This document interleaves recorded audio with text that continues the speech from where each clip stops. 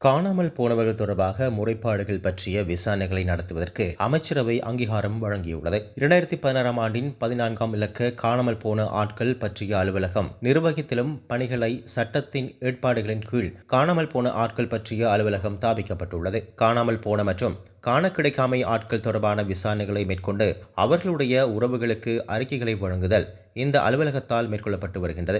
இதுவரை குறித்த அலுவலகத்துக்கு கிடைக்கப்பெற்றுள்ள 16,966 முறைப்பாடுகளில் விசாரணைகளுக்காக மேலும் 10,517 முறைப்பாடுகள் உள்ளன. அதற்கமைய இன்னலுற்றவர்களுக்கு நீதியை நிலைநாட்டுவதற்காக 2027ஆம் ஆண்டு இறுதிக்குள் விசாரணை மற்றும் குறித்த கடமைகளை நிறைவேற்றுவதற்கான விசேட கருத்திட்டத்தை நடைமுறைப்படுத்துவதற்கும் குறித்த பணிகளுக்காகவும் ஓய்வு நிலை நீதிபதிகள், சிரேஷ்ட நிர்வாக அலுவலர்கள், சட்டத்தரணிகள் உள்ளிட்ட தகமையோடு கூடிய நபர்கள் 75 பேரோடு கூடிய உப பணிக்குழு 25 குழுக்களை நியமிப்பதற்கும் நீதி மற்றும் தேசிய ஒருமைப்பாட்டு அமைச்சர் சமர்ப்பித்த யோசனைக்கு அமைச்சரவை ஒப்புதல் அளித்துள்ளது.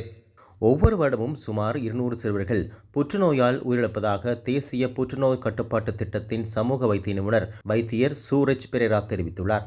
சரியான நேரத்தில் முறையான சிகிச்சை பெற்றால் இந்த இறப்பு விகிதத்தை குறைக்க முடியும் என்றும் அவர் சுட்டிக்காட்டினார். சுகாதார மேம்பாட்டு பணியகத்தில் நடைபெற்ற ஊடக சந்திப்பிலேயே அவர் இதனை தெரிவித்தார். கடந்த 2022ஆம் ஆண்டில் 904 சிறுவர்கள் புற்றுநோயால் பாதிக்கப்பட்டுள்ளார்கள் என்று கண்டறியப்பட்டுள்ளது. வருடத்திற்கு 600 முதல் 800 வரையாக இருந்த நோயாளர்களின் எண்ணிக்கை தற்போது 900ஆக உயர்ந்துள்ளது. 2019ஆம் ஆண்டில் புற்றுநோய் காரணமாக சுமார் 200 சிறுவர்கள் உயிரிழந்துள்ளார்கள். 2020 முதல் வருடத்திற்கு சுமார் 200 சிறுவர்கள் புற்றுநோயால் உயிரிழக்கின்றார்கள். இவர்களை குணப்படுத்துவதற்கான வாய்ப்புகள் இருந்தும் நோயாளர்கள் தாமதமாக கண்டறியப்படுகின்றார்கள். சரியான நேரத்தில் சிகிச்சை வழங்கினால் இறப்புகளை குறைக்க முடியும் என்றும் அவர் கூறியுள்ளார். அரசு சொத்துக்களை தவறாக பயன்படுத்திய குற்றச்சாட்டில் தற்போது விளக்கமறியலில் வைக்கப்பட்டுள்ள முன்னாள் ராஜாங்க அமைச்சர் சசீந்திர ராஜபக்ஷ கொழும்பு மேல் நீதிமன்றத்தில் பிணை மனு தாக்கல் செய்துள்ளார். இந்த மனு இன்று மேல் நீதிமன்ற நீதிபதி லங்கா ஜெயரட்ன முன்னிலையில் விசாரணைக்கு எடுத்துக்கொள்ளப்பட்டதை அடுத்து இந்த கோரிக்கையை ஆராய வேண்டியுள்ளமையால் குறித்த வழக்கினை அக்டோபர் 2ஆம் தேதிக்கு ஒத்திவைக்குமாறு உத்தரவிடப்பட்டுள்ளது. இந்தோனேஷியாவில் கைது செய்யப்பட்ட பெகோ சமனின் மனைவி ஷாதிகா லக்ஷானி செப்டம்பர் 18ஆம் தேதி வரையில் விளக்கமறியலில் வைக்கப்பட்டுள்ளார். இந்தோனேஷிய போலீசாரால் விடுவிக்கப்பட்டு இலங்கைக்கு வந்த பெகோ சமனின் மனைவி மற்றும் குழந்தை பண்டாரநாயக்க சர்வதேச விமான நிலையத்துக்கு வந்தபோது குற்றப்புலனாய்வு திணைக்களத்தால் கைது செய்யப்பட்டார்கள். குற்றப்புலனாய்வு பிரிவினர் குறித்த சந்தேக நபரை கொழும்பு தலைமை நீதிவான் முன்பு ஆஜர்படுத்தியிருந்த நிலையில் நீதிமன்ற நடவடிக்கைகளை தொடர்ந்து அவரை விளக்கமறியலில் வைக்க நீதிபதி உத்தரவு பிறப்பித்துள்ளார். பண மோசடி தடுப்பு சட்டத்தின் கீழ் அவருக்கு எதிராக வழக்கு தாக்கல் செய்யப்பட்டுள்ளது. 2015ஆம் ஆண்டு 9ஆம் தேதிக்கு முன்னர் உரிய ஆவணங்கள் எதுவுமின்றி இந்தியாவுக்குள் நுழைந்து அரசிடம் அகதிகளாக பதிவு செய்த இலங்கை தமிழர்கள் சட்டப்பூர்வமாக தங்குவதற்கு ஒன்றிய அரசு அனுமதி அளித்துள்ளது. அண்மையில் அமுல்படுத்தப்பட்ட குடிவரவு மற்றும் வெளிநாட்டினர் தொடர்பிலான சட்டத்தின் கீழுள்ள தண்டனை விதிகளிலிருந்தும் இலங்கை தமிழர்களுக்கு ஒன்றிய அரசு விலக்களித்துள்ளது. எனவே இலங்கை தமிழர்கள் இனி சட்டவிரோத குடியேறிகளாக காணப்பட மாட்டார்கள்.